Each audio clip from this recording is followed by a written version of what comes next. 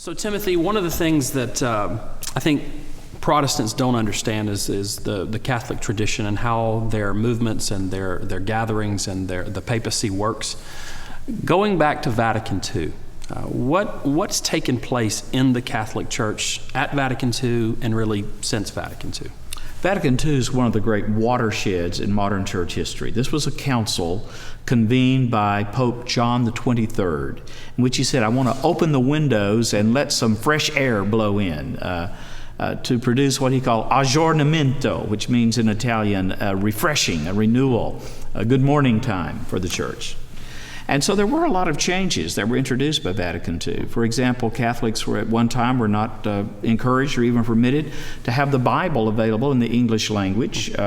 And of course, the Latin Mass was the standard. All these things, I think, were now qualified in the light of the decrees of Vatican II, including a decree on ecumenism, which opened the door to the kinds of bilateral discussions that have gone on and still go on between the Catholic Church and many other denominations.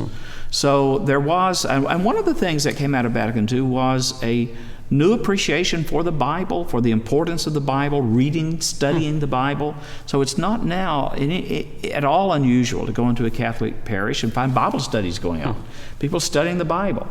Well, that's a good thing. As a Protestant, I would say that's how the Reformation started, a Catholic monk reading the Bible. So I'm encouraged by a lot of things that have happened since Vatican II, and that continues to unfold. And yet, clearly, Vatican II didn't solve all of our problems. There's still important continuing differences between the Church of Rome and Protestants and Orthodox Christians, too. Sure.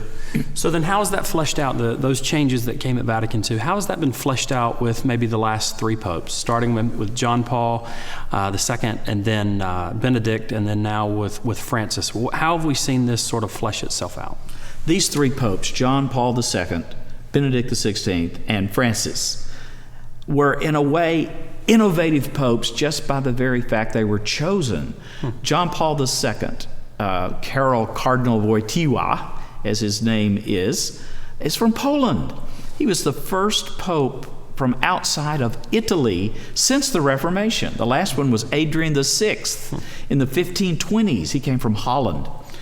And so that was just amazing because in many ways the papacy had become kind of the private possession of Italian prelates, and it was opened up now to Europe. And then for him to be succeeded by Benedict XVI, of course, from Germany. So you have two, now three non-Italian popes with Francis from Argentina. Francis, of course, is the first pope from the New World.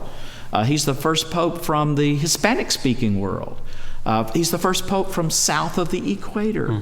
Those are enormous tectonic changes in style and mood. Now let me say a word about each of the three popes that you mentioned. John Paul II is sometimes called by Catholics John Paul the Great. And I think that's not an exaggeration because he was not only a major figure within the Catholic Church, but also in world history. For example, along with other leaders of the time, notably President Ronald Reagan in the United States and Prime Minister Margaret Thatcher in England, on the political scene of the day, he had a great influence in bringing down the empire of Soviet communism.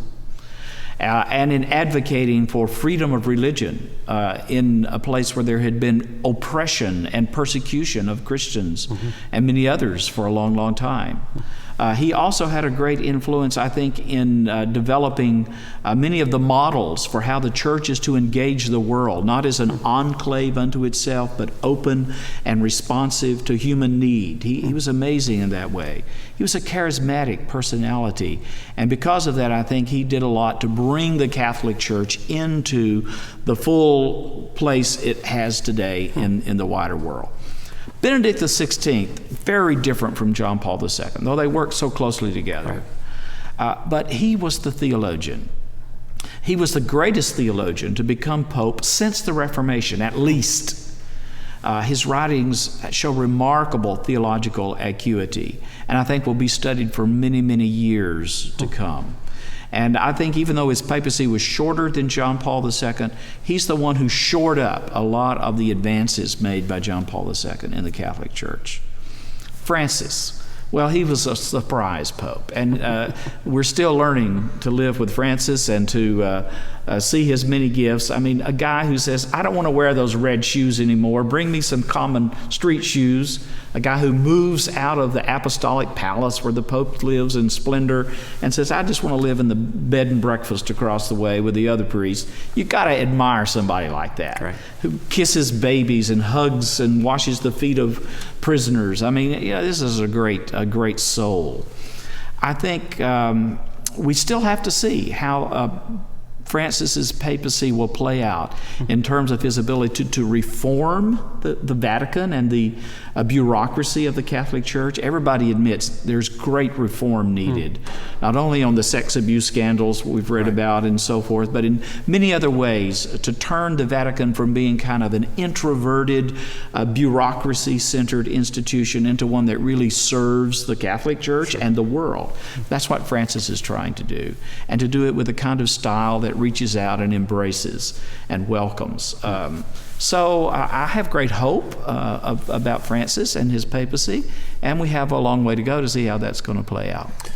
It's fascinating. So then lastly, how do you see the relationship between Protestants and Catholics moving forward from this point forward under Francis? These three popes I've mentioned, John Paul II, Benedict, and now Francis, have all been very encouraging about moving forward with Protestant believers and Orthodox believers in a new kind of relationship.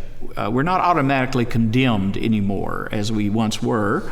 At the same time, I think it's important to say that these are very traditionally minded popes. They really believe the Catholic teaching and dogma. And there are places where that's a great thing, and then there are places where as Protestants we have yes but or yes no. Sure.